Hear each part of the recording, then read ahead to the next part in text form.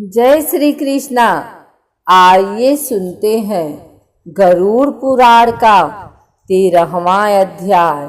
गरुड़ जी ने कहा, हे प्रभु, सपिंडन की विधि, सूतक का निर्णय और सय्यादान तथा पददान की सामग्री एवं उनकी महिमा के विषय में कहिए। श्री भगवान ने कहा, हे ताच्छर्य, सपिंडीकरण आदि संपूर्ण क्रियाओं के विषय में बतलाता हूँ, जिसके द्वारा मृत प्राणी प्रेत नाम को छोड़कर पितृगण में प्रवेश करता है, उसे सुनो। जिनका पिंड रुद्र स्वरूप पितामह आदि के पिंडों में नहीं मिला दिया जाता, उनको पुत्रों के द्वारा दिए गए अनेक प्रकार के दान प्राप्त नहीं होते।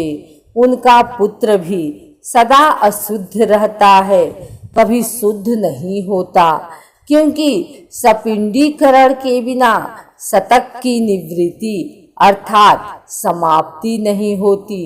इसलिए पुत्र के द्वारा सूतक के अंत में सपिंडन किया जाना चाहिए। मैं सभी के लिए सूतकांत का यथोचित काल कहूँगा।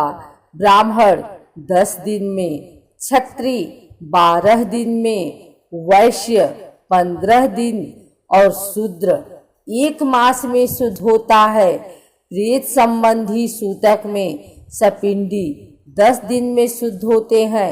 शकुल्या कुल के लोग 3 रात में शुद्ध होते हैं और गोत्रज स्नान मात्र से शुद्ध हो जाते हैं।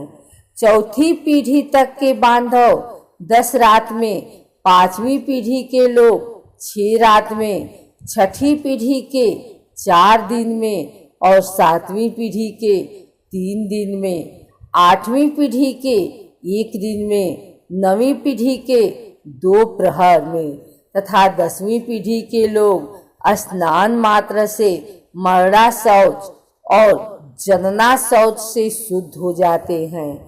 देशांतर में गया हुआ कोई व्यक्ति अपने कुल के जनना शौच या मरड़ा शौच के विषय का समाचार 10 दिन के अंदर सुनता है तो 10 रात्र बीतने में जितना समय शेष रहता है, उतने समय के लिए उसे अशौच होता है। 10 दिन बीत जाने के बाद और 1 वर्ष के पहले तक ऐसा समाचार मिलने पर 3 रात तक अशौच रहता है।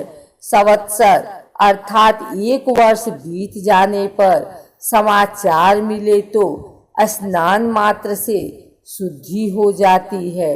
मरड़ा शौच के आदि के 2 भागों के बीतने के पूर्व अर्थात 6 दिन तक यदि कोई दूसरा अशौच आ पड़े तो आद्य अशौच की निवृत्ति के साथ ही दूसरे अशौच की भी निवृत्ति अर्थात शुद्धि हो जाती है।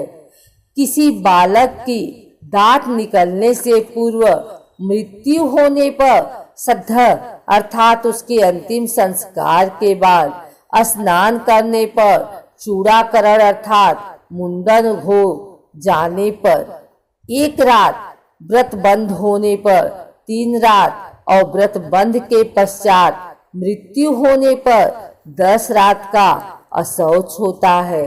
जब किसी भी वर्ण की कन्या की मृत्यु जन्म से लेकर 27 मास की अवस्था तक हो जाए तो सभी वर्णों में समान रूप से श्राद्ध अशौच की निवृत्ति हो जाती है। इसके बाद वागदान पर्यंत 1 दिन का और इसके बाद अथवा बिना बगदाद के सभी सयानी कन्याओं की मृत्यु होने पर 3 रात्रि का अशौच होता है। यह निश्चित है। वागदान के अनंतर कन्या की मृत्यु होने पर पितृकुल और वरकुल दोनों को 3 दिन का तथा कन्यादान हो जाने पर केवल पति के कुल में अशौच होता है। 6 मास के अंदर गर्भस्राव हो जाने पर जितने माह का गर्भ होता है उतने ही दिनों में शुद्धि होती है। इसके बाद अर्थात 6 माह के बाद गर्भस्राव हो तो उस स्त्री को अपनी जाति के अनुरूप अशौच होता है। गर्भपात होने पर सपिंड की सद्य स्नानोत्तर शुद्धि हो जाती है। कलयुग में जनना शौच और मरणा शौच से सभी वर्णों की 10 दिन में शुद्धि हो जाती है, ऐसा शास्त्र का निर्णय है। मरणा शौच में आशीर्वाद, देव पूजा, प्रत्युत्थान, आगंतुक के स्वागतार्थ उठना, अभिवादन, पलंग पर शयन अथवा किसी अन्य का स्पर्श नहीं करना चाहिए। इस प्रकार मरणा शौच में संध्या दान, जप, होम, स्वाध्याय, पितृतर्पण, ब्राह्मण भोजन तथा व्रत नहीं करना चाहिए। जो व्यक्ति सूतक में नित्य नैमित्तिक अथवा काम्य कर्म करता है, उसके द्वारा पहले किए गए नित्य नैमित्तिक आदि कर्म भी नष्ट हो जाते हैं। व्रती, मंत्रपूत, अग्निहोत्री ब्राह्मण, ब्रह्मनिष्ठ, यति और राजा, इन्हें सूतक नहीं लगता। विवाह उत्सव अथवा यज्ञ में मरणा शौच हो जाने पर उस अशौच की प्रवृत्ति के पूर्व बनाया हुआ अन्न भोजन करने योग्य होता है, ऐसा मनु ने कहा है।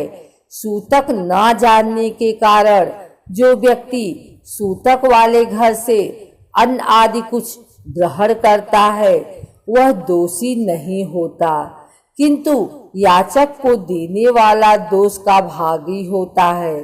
जो सूतक को छिपाकर ब्राह्मण को अन्न देता है, वह दाता तथा सूतक को जानकर भी जो ब्राह्मण सूत कात्र में भोजन करता है, वे दोनों ही दोषी होते हैं।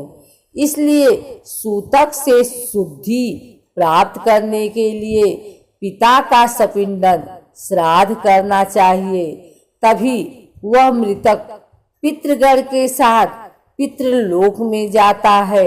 तत्वदर्शी मुनियों ने 12वें दिन, 3 पक्ष में, 6 मास में अथवा 1 वर्ष पूर्ण होने पर सपिंडीकरण करने के लिए कहता हूँ। कलयुग में धार्मिक भावना के अनित्य होने से, पुरुषों की आयु क्षीण होने से और शरीर की अस्थिरता के कारण 12वें दिन ही सपिंडीकरण कर लेना प्रशस्त है।